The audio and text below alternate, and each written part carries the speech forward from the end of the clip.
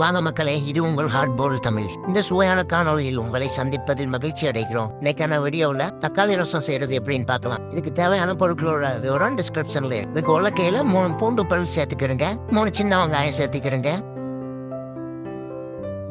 இப்போ சுட்ட காஞ்ச மிளகாய் ஒன்று சேர்த்து நல்லா இடிச்சு விட்டுக்கிறேங்க. இப்போ அதே மாதிரி ஒரு தக்காளி சேர்த்து மறுபடியும் இடிச்சு விட்டுக்கிறேங்க.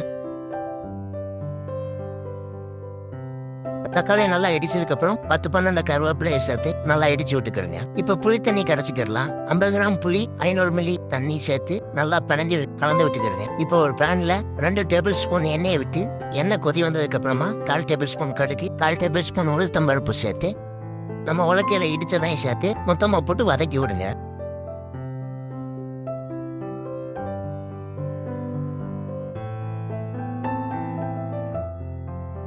முழு வீடியோ லிங்க் ஸ்கிரீன்ல இருக்கு.